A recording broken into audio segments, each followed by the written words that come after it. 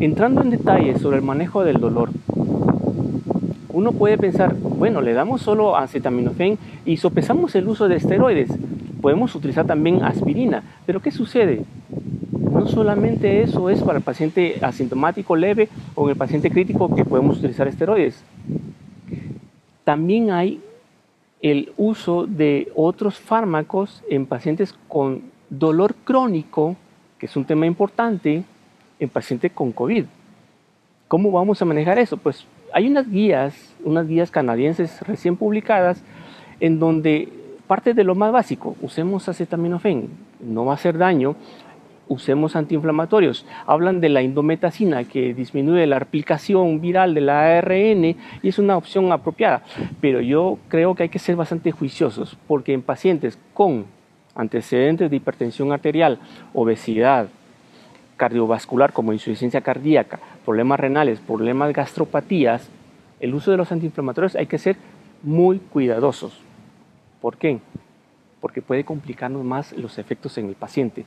De esta manera, vemos en la fisiología de los antiinflamatorios y el efecto en comorbilidades,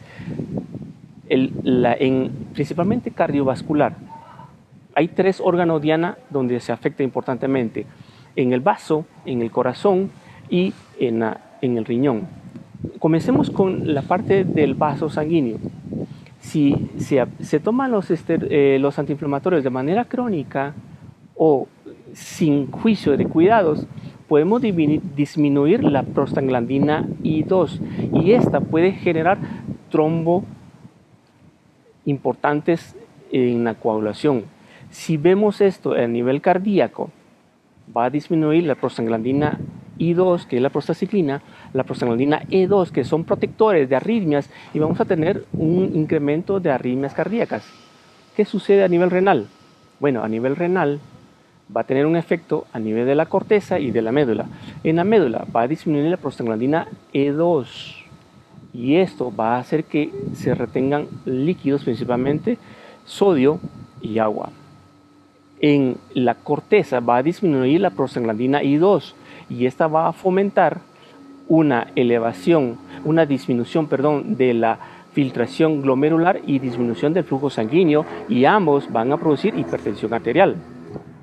Si juntamos las 3 vías, vascular, cardíaca y renal, vemos que va a incrementar el riesgo cardiovascular. Si a eso le agregamos en pacientes con problemas cardíacos, ahí está la respuesta de por qué los antiinflamatorios en pacientes cardiópatas o con compromiso cardiovascular importante están contraindicados. ¿Qué podemos utilizar ahí? Naproxeno. Podemos utilizar también celecoxib. Pero si es un paciente con compromiso importante en la enfermedad de COVID, el celecoxib yo no lo utilizaría, no lo recomendaría. No estoy tratando de sugerir que tomen o no, les planteo la evidencia. Y en la evidencia, muy bien yo podría utilizar el naproxeno o el acetaminofén. Pero los antiinflamatorios lo dejaría como una opción terapéutica secundaria y no necesariamente inicial. Ahora, en los opioides pueden ser un efecto beneficioso en el paciente agudo y en el paciente crónico, mucho cuidado, porque en el paciente crónico el uso prolongado de los opioides, principalmente morfina y fentanil, a largo plazo va a disminuir la sobrevida de los linfocitos T, los niveles de producción de los mismos, y esto va a generar un efecto inmunosupresor. Por tal razón, en pacientes con COVID, donde hay un compromiso inmuno disminuido, el uso de los opioides no sería una opción apropiada si es un paciente en fase crítica. Utilizaría fentanil solo si no tengo una opción oral viable. Pero en parches de fentanil, en ese paciente que puede estar febril o que está inmunocomprometido, no utilizaría los parches de fentanil.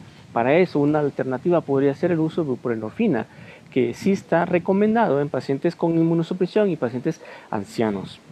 En el caso de los esteroides, pues los esteroides se utilizan mucho en el manejo del dolor crónico, pero se ha visto en estudios que el uso de los esteroides, corticoides, principalmente metilprednisolona, que se utiliza bastante en las articulaciones, tiene alto chance en pacientes con infecciones virales tener más riesgo de adquirir esa infección viral y se asocia más a influenza.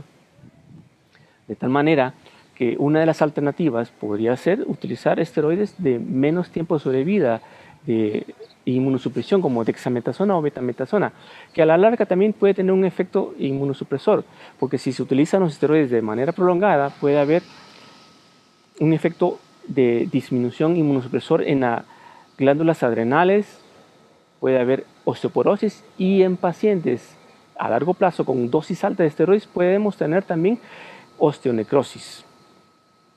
¿Qué sucede en aquellos pacientes en los cuales se va a hacer procedimientos de intervencionismo y están recomendados? Si tienen dolor crónico, pues las guías de este panel de consenso mencionan, si no es una crisis de dolor importante, se puede diferir el procedimiento.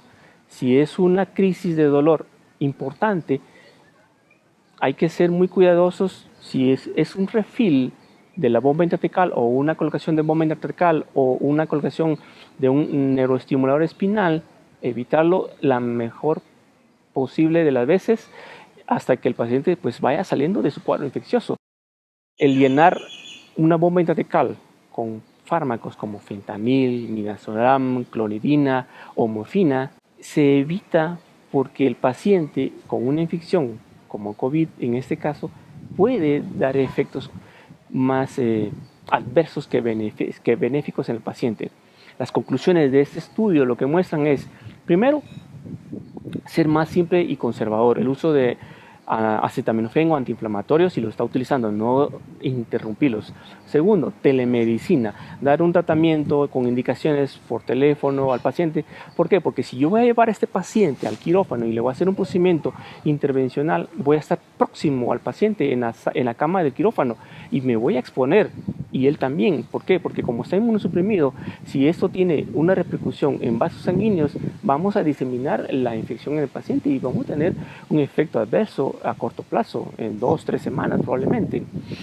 El uso de los opioides, principalmente la buprenorfina, está indicado. Evitar las infiltraciones intraarticulares de esteroides es lo más recomendable. Y sobre todo, riesgos, beneficios. Si lo que voy a realizar en el paciente tiene más beneficios y los efectos adversos son bajos, pues hacerlo, porque esta enfermedad es cambiante. Hoy lo que estoy diciéndoles sobre tratamiento de analgesia en una enfermedad cambiante, puede ser que mañana no sea lo correcto. Lo importante es que utilicemos los fármacos de la manera más segura en el manejo del dolor crónico principalmente. En el manejo del dolor agudo, pues el armamento terapéutico está muy reducido. Y de la misma, creo que el enfoque es más soporte hemodinámico, líquidos, ventilación, retrovirales, esteroides en la fase crítica 2B y usar el tratamiento de soporte hemodinámico de acuerdo a la patología que esté en ese momento dándose en el paciente, electrolitos, ventilación. Algo que me llamó la atención, el paciente sale de todo su proceso infeccioso, darle de alta, sí se le puede dar de alta, pero para llegar a esa fase, el paciente inició de un problema muy leve a un problema más complejo, y si sale de eso, lo que se recomienda como criterios es, primero, que tenga una proteína C reactiva 2 muestras en 2 días negativas, que esté febril sin medicamentos por 48 horas, que no tenga síntomas de lo que ha vivido en esa etapa de complejidad de la enfermedad, y se puede ir a su casa a guardar cuarentena por lo menos unas 2 semanas, que es lo que se recomienda para evitar cualquier infección. Muchas gracias.